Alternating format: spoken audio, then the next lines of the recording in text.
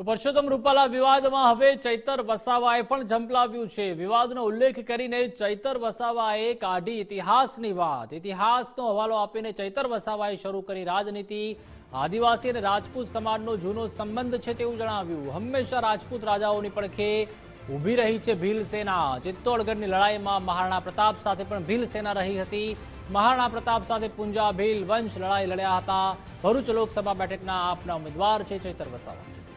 તો ચૈતર વસાવા દ્વારા પણ હવે જે આ વિવાદ છે સમગ્ર તેમાં ક્યાંક આગમાં ઘી રેડવાનું કામ કરાયું છે, જે વિપક્ષ કરતું આવે છે। કોંગ્રેસ અને આમ આદમી પાર્ટીનું જ્યારે ગઠબંધન કરવામાં આવ્યું છે ત્યારે ઇન્ડી ગઠબંધન હેઠળ ચૈતર વસાવાએ પણ નિવેદન આપી દીધું અને ઇતિહાસની વાત કરી દીધી। ઇતિહાસનો હવાલો આપીને ચૈતર વસાવાએ જણાવ્યું કે આદિવાસી ભાઈઓ બહેનો અને રાજપૂત સમાજનો ખૂબ જ જૂનો સંબંધ છે અને જૂની લડાઈની વાત કરી કે જ્યારે રાજપૂત રાજાઓ લડાઈ કરતા હતા, યુદ્ધ કરતા હતા ત્યારે હંમેશા ભીલ સેના પણ તેમના પડખે ખભે ખભો મિલાઈને લડાઈ કરતી હતી।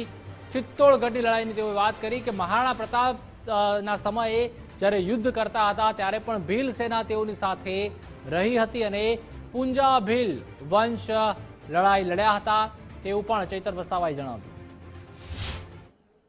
માંગુ છું, આ આદિવાસી સમાજ અને રાજપૂત સમાજનો નાતો આજેથી નથી। મહારાણા પ્રતાપનો ઇતિહાસ જોઈ લેજો, ચિત્તોડગઢ જઈને જોઈ લેજો।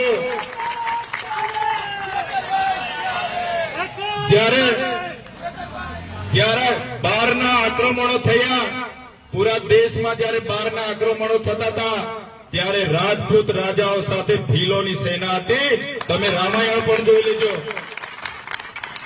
મહારાણા પ્રતાપ સાથે અમારા પૂંજા ભીલ વંશ હતા અને જ્યારે એમણે ચિત્તોડગઢ પર એટલી ખતરનાક લડાઈ આપી ત્યાંથી મુગલોને પણ ભાગવું પડ્યું। તો એ આદિવાસી અને રાજપૂત સમાજનો નાતો છે।